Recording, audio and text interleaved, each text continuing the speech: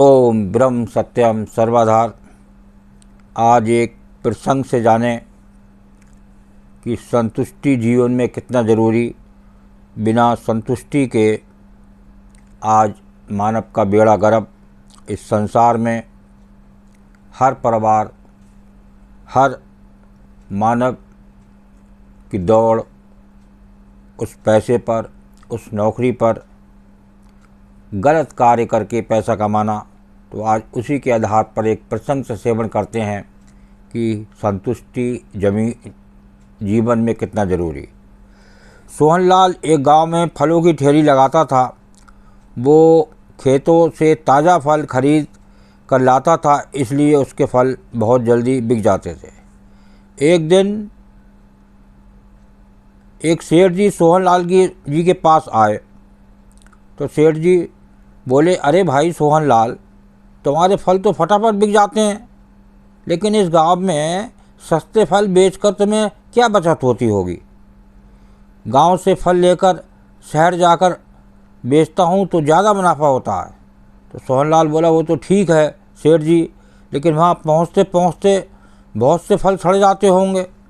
तो सेठ जी बोले, अरे शहर में सब बिक जाता है, कोई नहीं पूछता, उन्हें क्या पता ताज़े फलों के बारे में। वहाँ तो सड़े फलों की भी पूरे दाम मिल जाते हैं। तू भी शहर में अपनी दुकान लगा ले। देखिए, सेठ जी ने लालच दिया उस गरीब ठेले वाले को, उस गांव के ठेले वाले को। तो सोहनलाल बोला, नहीं सेठ जी, मैं तो यहीं खुश हूँ, मैं किसी को सड़े फल नहीं खिला सकता। अगले दिन सेठ जी शहर वापस चले जाते हैं और सोहनलाल अपने फल बेचने में लग जाता है। एक दिन सोहनलाल फल बेच रहा था, तभी उसने देखा एक पेड़ के नीचे एक बुढ़िया माई बैठी हैं। वे काफ़ी कमज़ोर थीं और उनसे ठीक से बैठा भी नहीं जा रहा था। कुछ देर बाद बुढ़िया माई वहीं लेट गईं। सोहनलाल उनके पास आए और बोला, माँ जी, आप ऐसे क्यों लेटे हो, आपकी तबीयत ठीक है। तो बुढ़िया माई बोली, बेटा, मेरी तबीयत ठीक नहीं है, मैं बहुत बीमार हूँ। मेरा बेटा बहू शहर गए हैं, मैं यहाँ अकेली रहती हूँ। तबीयत ठीक नहीं होने के कारण खाना भी नहीं बना पाती। आज वैद्य जी से दवा लाई हूँ, उन्होंने कहा खाना खाने के बाद दवाई खाना, लेकिन मुझ में इतनी ताकत नहीं कि मैं अपने लिए खाना बना सकूं। यही सोचकर कुछ देर इस पेड़ के नीचे बैठ गई। सोहनलाल बोले, अरे माँ जी, आप क्यों चिंता करती हो, मैं अभी आपके लिए ताज़े फल लाता हूँ। ये कहकर सोहनलाल माँ जी को फल लाकर देता है। फल खाकर माँ जी अपने घर जाने के लिए चल देती हैं। सोहनलाल उन्हें पकड़कर घर छोड़ देता।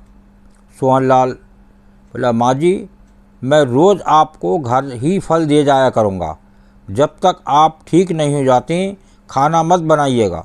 बुढ़िया माई, लेकिन बेटा, मेरे पास तो इतने पैसे नहीं है जो मैं तेरे फलों का मोल दे सकूं। तो सोहनलाल क्या कहते हैं, माँ जी, मुझे आपसे कुछ नहीं चाहिए, आप पैसों की चिंता ना करें। अगले दिन से सोहनलाल बुढ़िया माई के घर ताज़े फल पहुँचाने लगा। धीरे धीरे बुढ़िया माई ठीक हो गई। एक दिन सोहनलाल फल बेच रहा था, तभी उसके पास एक औरत आई और उसने कहा, भैया, मेरे पति बहुत बीमार हैं, डॉक्टर के कहने पर मैं उन्हें शहर से गाँव लाई हूँ। अब सामने वाले घर में रहते हैं, तुम रोज़ सुबह ताज़े फल हमारे घर भिजवा देना। अगले दिन सोहनलाल फल लेकर उनके घर पहुँचता है। तो सोहनलाल कहता है, बहन जी, फल ले लो, फल ले लो, फल। लेकिन उसकी आवाज़ सुनकर कोई नहीं आया। सोहनलाल ने कई बार आवाज़ ही दी, जब कोई नहीं आया तो वो फल लेकर घर के अंदर चला गया। अंदर जाकर उसने देखा एक आदमी बिस्तर पर लेटा था। तो सोहनलाल बोला, भाई साहब, मैं आपके लिए फल लाया हूँ, बहन जी ने कल मुझसे फल ये लाने के लिए कहा था। ये कहकर वो बिस्तर के पास गया। वहाँ पहुंचकर उसने देखा कि वो तो वही सेठ जी हैं जिन्होंने शहर में फलों की बड़ी सी दुकान थी। तो सोहनलाल ने कहा, अरे सेठ जी, आप यहाँ कैसे? आपकी तो शहर में फलों की दुकान थी। तो सेठ जी बोले, भाई अब मैं सेठ नहीं रहा। शहर में मैंने ज़्यादा पैसों के लालच में फलों पर केमिकल लगाना शुरू कर दिया। उन फलों को खाकर एक लड़का मर गया। उसके घर वालों ने मेरी दुकान में आग लगा दी। इसी सदमे से मैं बीमार पड़ गया। वहाँ शहर में कई लोग मेरी तलाश कर रहे हैं। किसी तरह छुपते छुपाते इस गांव में आ गया। तुम्हें कल मेरी पत्नी ने फल देने के लिए कहा होगा, लेकिन मैं ये फल नहीं ले सकता, मेरे पास पैसे नहीं हैं। तो सोहनलाल देखिए क्या कहते हैं सेठ जी से, सेठ जी, पैसों के लालच में आपने सड़े फल लोगों को खिला दिए। अब ना आपके पास सेहत रही ना पैसा। मैं दुकानदारी से ताज़े फल बेचता हूँ, ईमानदारी से ताज़े फल बेचता हूँ और मज़े से रहता हूँ। इसकी बात सुनकर सेठ जी रोने लगे। तो सेठ सोहनलाल बोले, सेठ जी आप चिंता ना करें, मैं रोज़ आपके लिए ताज़े फल लाया करूँगा, आप जल्दी ठीक हो जाएंगे। अगले दिन से सोहनलाल सेठ जी के घर पर पहुँचाने लगा अच्छे फल। कुछ दिनों में सेठ जी ठीक हो गए। सेठ जी ने सोहनलाल जी के साथ वहीं छोटी सी फलों की दुकान खोल ली और ताज़े फल बेचने लगे। कुछ दिनों बाद सोहनलाल भी दुकान पर वही बुढ़िया माई आई, उनके साथ उनका बेटा भी था।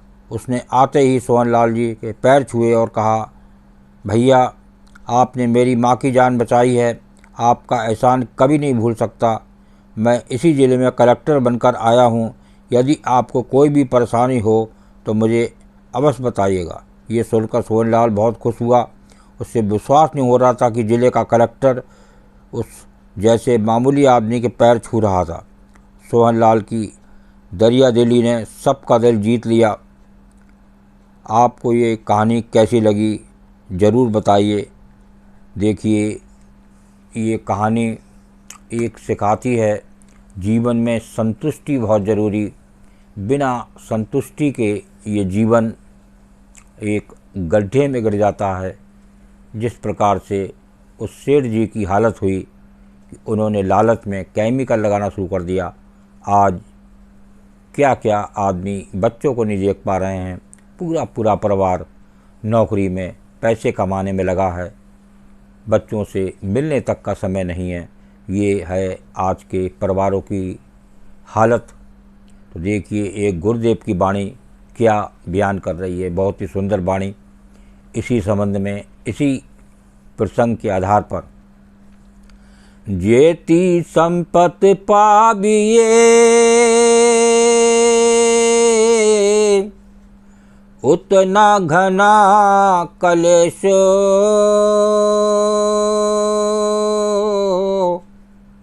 मनई धीरज पकड़े, दुखिया रहत हमेश। जेती संपत पाविए उतना घना कलेश। जितनी संपत्ति, जिस प्रकार उस सेठ जी ने केमिकल लगाकर पैदा करी, तो देखिए उतना कितना बड़ा कलेश मन में रहा और वो बिस्तर पर आ गए, उनकी दुकान को आग लगा दी गई। ये है आज की दशा। और मन नहीं धीरज पकड़े, दुखिया रहे तो हमेश। ये हकीकत है। आज जितना पैसा आप कमाएंगे, जितना पैसे वाला होगा, उतनी भूख कम होगी, उतनी ज़्यादा उसके शरीर में बीमारी होंगी और उसका मन कभी प्रसन्न नहीं रह सकता। ये हकीकत है। आज जाने, कल जाने, 10 वर्ष बाद जाने, 100 जन्म बाद जाने, लेकिन ये हकीकत है। एक गुरुदेव की वाणी साफ बयान कर रही है, जेती संपत पाविए उतना घना कलेश, मन नहीं धीरज पकड़े, दुखिया रहे हमेश। हमेशा दुखी रहेगा, कम में आनंद है। जिस प्रकार उस सोहनलाल ने उस गांव में ताज़े फल बेचकर आनंद लिया और एक कलेक्टर ने भी एक बनने के बाद उसके पैर छुए। ये है आज के प्रसंग की लीला, आज की कम पैसा पैदा करने वालों की मौज। ओम ब्रह्म सत्यम सर्वदा। दास का प्रसंग अच्छा लगा हो तो ज़रूर शेयर करें और जो इससे सीख ले सकते हैं एक अच्छी बोलें और मन में आनंद बनाएं। ओम ब्रह्म सत्यम सर्वदा।